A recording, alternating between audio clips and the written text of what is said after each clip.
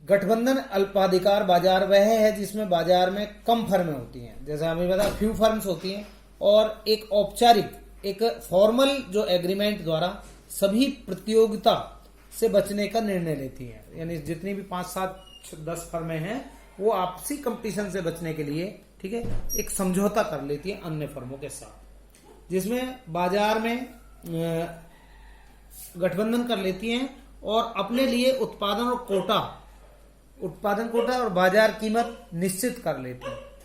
यानी प्राइस और आउटपुट जो कोटा है वो तय कर लेती हैं। मैनी टाइम्स जो है मार्केट में एक लीडिंग फर्म जो है उसको व्यापार गुट का कीमत नेता स्वीकार कर लिया जाता है। ये सारी फर्में जो अभी मैंने इससे पहले बताया, सारी फर्में आपसी सहयोग से तालमेल के द्वारा एक नेता चुन लेती हैं जिसको हम कीमत नेता या लीडिंग फर्म कहते हैं। और लीडिंग फर्म जो होती है वो सब फर्मों के लिए आउटपुट पॉलिसी और प्राइस पॉलिसी तय करती है, और सभी फर्मों को उसकी आउटपुट जो लीडिंग फर्म द्वारा तय की गई आउटपुट पॉलिसी और प्राइस पॉलिसी उसको फॉलो करना होता है। जो जस्ट पहले बताया था कार्टेल में वही है। लेकिन नॉन जो कोलिसिव ओलिगोपोली क्या है, ये बिल्कुल उसका उल्टा है। इसमें भी बाजार में, ठीक है, कम फर्में होती हैं, परंतु फर्मों के बीच में, प्रतियोगी फर्मों के बीच में आपस में किसी प्रकार का कोई समझौता नहीं होता है। ऊपर वाली में तो पॉलिसी में तो समझौता होता था, इसमें कोई समझौता नहीं होता है, और फर्में एक दूसरे से स्वतंत्र रूप से प्रतियोगिता करती हैं, ठीक है, they are free to compete to each other, प्रतियोगिता के लिए स्वतंत्र होती हैं, ठीक है। और प्रत्येक फर्म का बाजार में अपना जो एवरी और each firm increase his market share, प्रत्येक फर्म अपना बाजार का भाग को बढ़ाने का प्रयास करती है, ठीक है, एंड मैक्सिमाइज हिज प्रॉफिट, और अपने लाभ को अधिकतम करने का प्रयास करती है, ठीक है।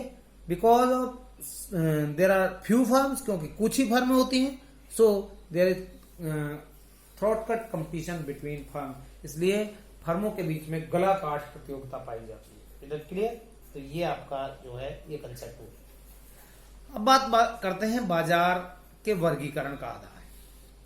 तो देखिए कि बाजार जो है, सबसे पहले यहां हालांकि ये कंसेप्ट पहले आना चाहिए था, लेकिन इसके बारे में आपको हमने बताया भी स्टार्टिंग में कि जो बाजार होता है, आम बोलचाल की भाषा में बाजार का अभिप्राय, इन नॉर्मल और जनरल सेंस में बाजार से अभिप्राय एक ऐसे स्थान से है, एक ऐसे विशेष स्थान से है जहां किसी वस्तु के सेलर और बायर्स पाए जाते हैं।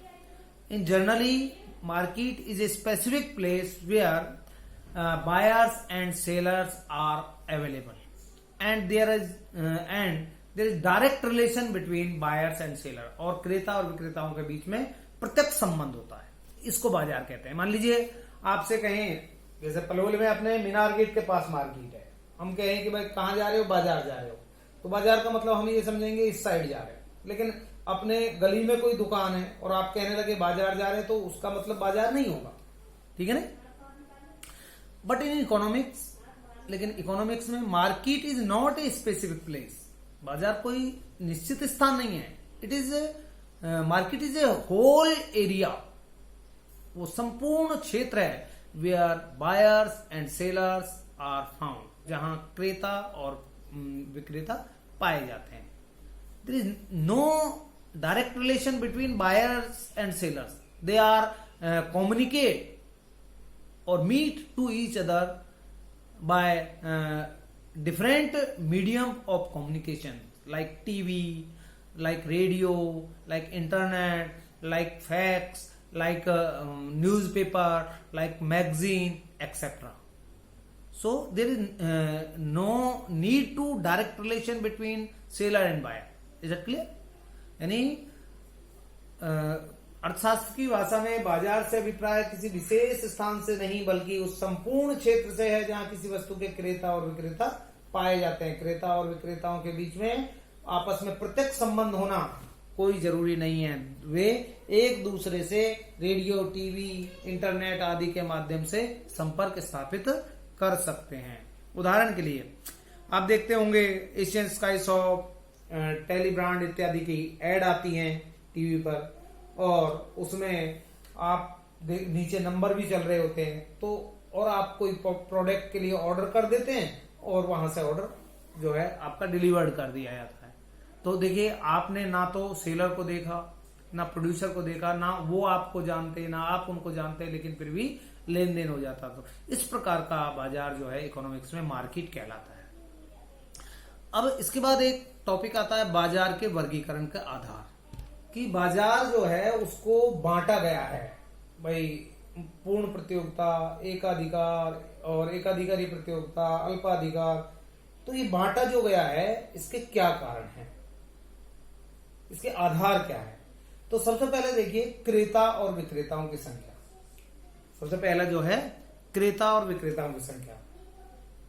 तो बाजार के वर्गीकरण के मुख्य आधार निम्न है। पहला है क्रेता और विक्रेताओं की संख्या। यदि बाजार में क्रेता और विक्रेताओं की संख्या अधिक है, if a number of sellers and buyers are large in the market, then it is called perfect competition और monopolistic competition market। तो इसे पूर्ण प्रतियोगिता या एकाधिकार बाजार कहा जाता है।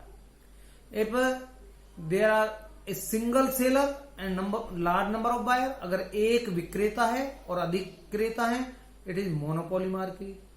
a few seller and large number of buyer, अगर कुछ विक्रेता हैं और अधिक क्रेता हैं, then it is oligopoly market। is that clear? Number second है वस्तु की प्रकृति। if all producers produce homogeneous और same product in the market, यदि बाजार में सभी विक्रेता जो है समान वस्तु का निर्माण करते हैं, then it is the feature of perfect competition market। if all producers produce differentiate goods, then it is monopolistic competition market। बस इसमें दो के आधार पे लिखेंगे। तीसरा है डिग्री ऑफ प्राइस कंट्रोल, यानी कीमत नियंत्रण की डिग्री या मात्रा। if a firm have no any control over price, यदि फर्म का वस्तु की कीमत पर कोई नियंत्रण नहीं है, then it is perfect competition market। तो यह पूर्ण प्रतियोगिता बाजार है। if firm has full control over price, यदि फर्म का कीमत पर पूर्ण नियंत्रण है, तो it is monopoly market। तो ये एकाधिकार बाजार है। it is if firm has partial control over price और फर्म का पार्शियल कंट्रोल है, then it is monopolistic competition. तो ये एक अधिकारी प्रतियोगिता बाजार है। इसके बाद बाजार का ज्ञान। If sellers and buyers have full knowledge और मार्केट कंडीशंस, अगर बाजार की जो स्थितियां हैं, सिचुएशन है, उसका क्रेता और विक्रेताओं को पूर्ण ज्ञान है, फुल नॉलेज है, तो परफेक्ट कंपटीशन मार्केट है। It is perfect competition market. It is if there is lack of perfect knowledge of buyers and sellers, buyer और सेलर को जो है मार्केट कंडीशन की का अभाव, पूर्ण ज्ञान का अभाव है, देन इट इज मोनोपोली और monopolistic competition market. Is that clear?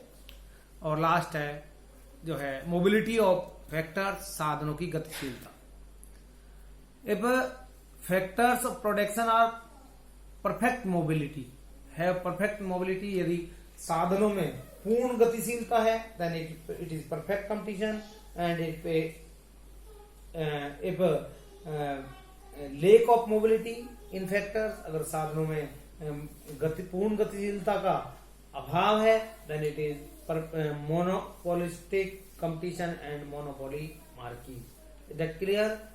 Then this concept is complete. Okay, thanks.